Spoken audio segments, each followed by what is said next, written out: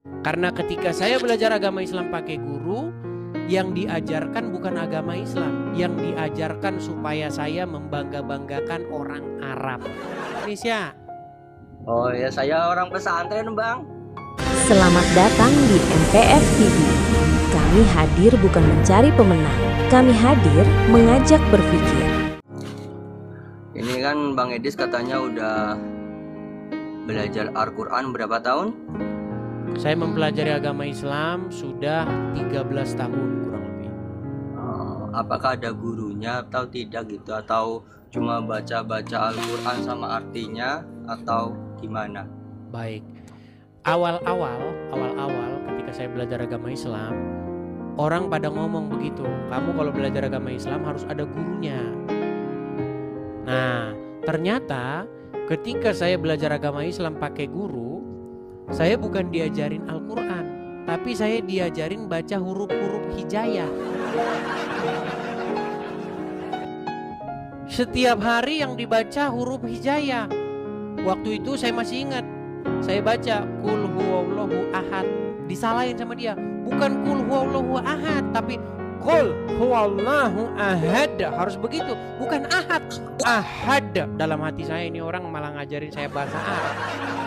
Saya tidak penting bahasa Arab, yang saya penting maknanya, artinya dalam bahasa Indonesia. Maka akhirnya saya belajar agama Islam secara otodidak. Karena ketika saya belajar agama Islam pakai guru, yang diajarkan bukan agama Islam, yang diajarkan supaya saya membangga-banggakan orang Arab. Silakan pertanyaan selanjutnya. Oh, berarti Bang Edis itu baca artinya saja begitu?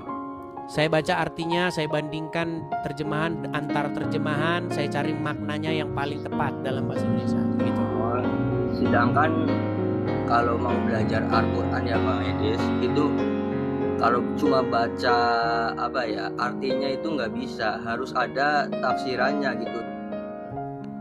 Kitab tafsir Al-Quran juga banyak, kayak kitab tafsir Jalalain. Soalnya kan Al-Quran itu perkataan Allah ya, yang diinginkan Allah itu A, tapi artinya seperti ini, tapi akal pikiran kita itu nggak nyampe. Lah itu banyak sarah Al-Quran gitu loh. Kenapa diharuskan belajar ya dari pertama lah. Kalau di pondok pesantren mungkin ada kitab Jurumiyah, Shoroh, Alfiyah, lah itu emang wajib. Ntar kalau udah bisa ilmu itu baru mulai memperdalam Al-Quran. Tapi kalau belum, jangan sekali-kali kok hanya memahami Al-Quran secara artinya, itu nggak bisa Bang Edis.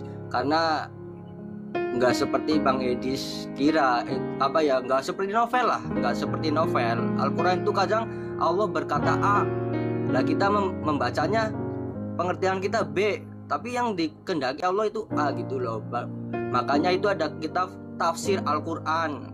Baik. Itu. Nah, sekarang saya bilang, kalau Bang Edi sudah belajar Alif, Lam, Mim, Yasin, apakah ada artinya Bang Edis?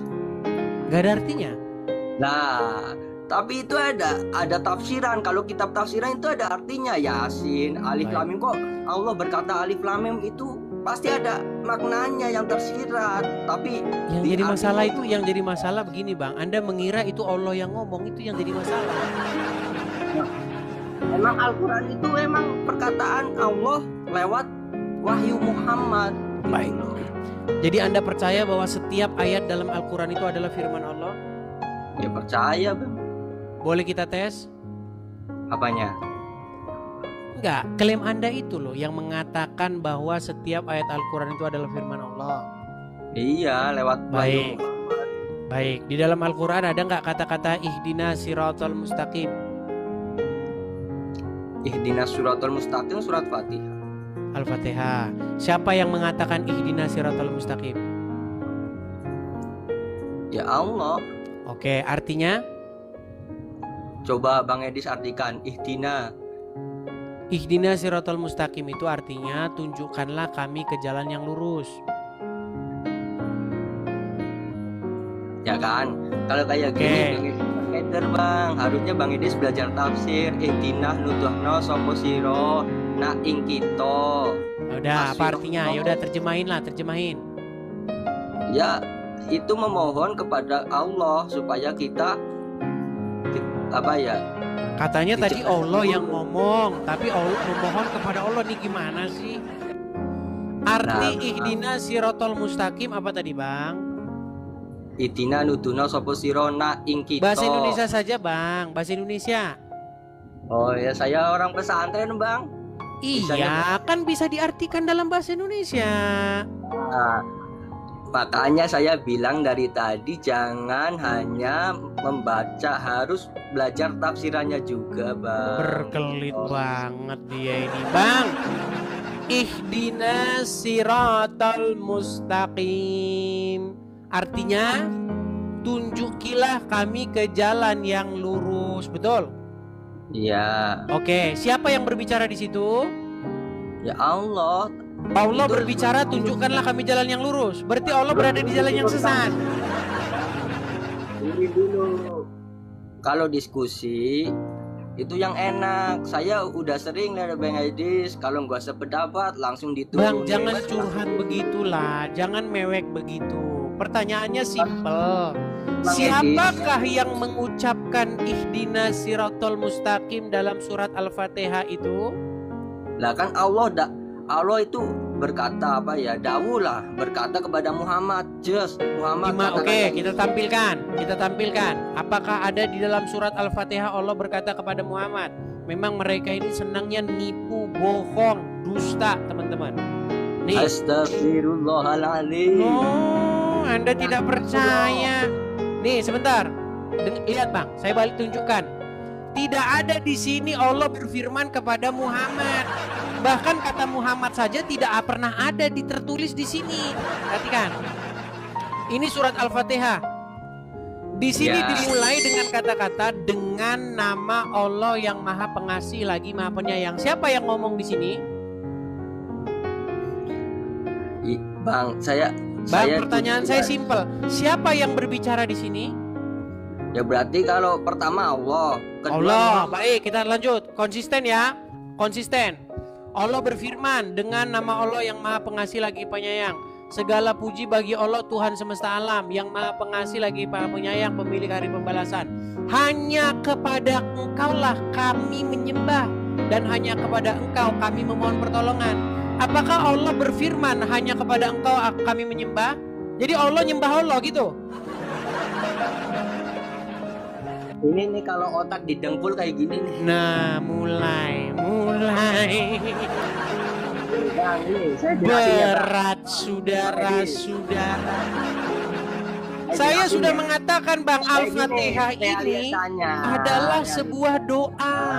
Al-Fatihah ini adalah sebuah doa dari seorang anonimus atau seorang yang tidak dikenal.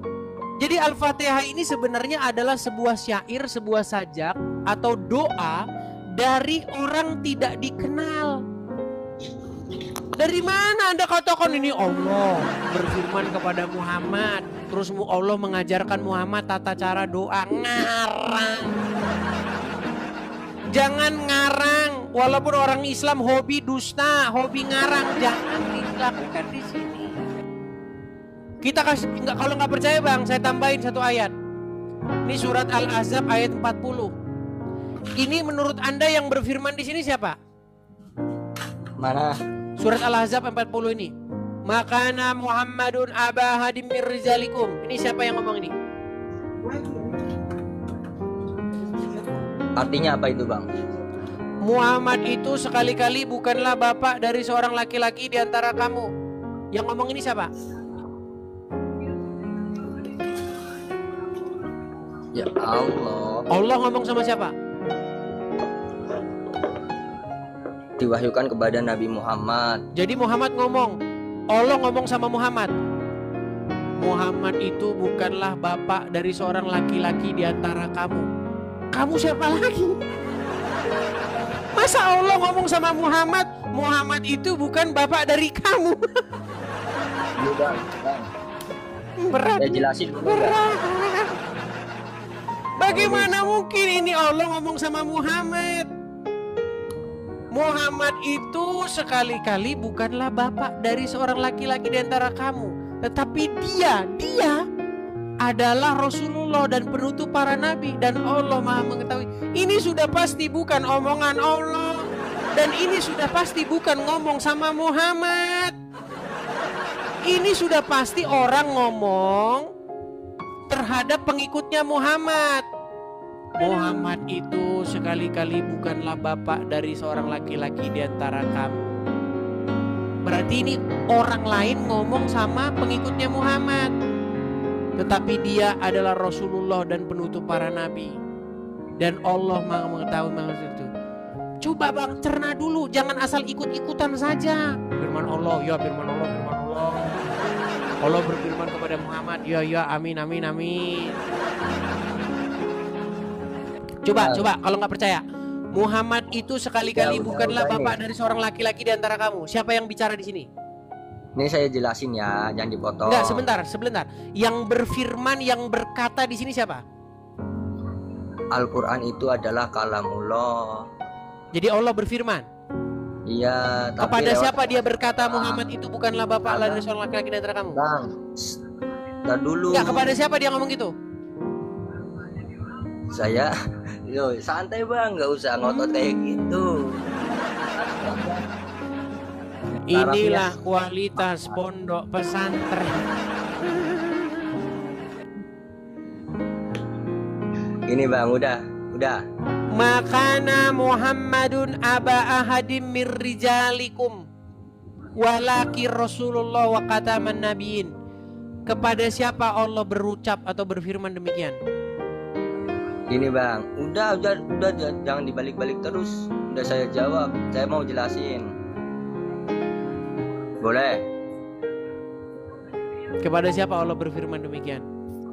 Tanya lagi. Udah.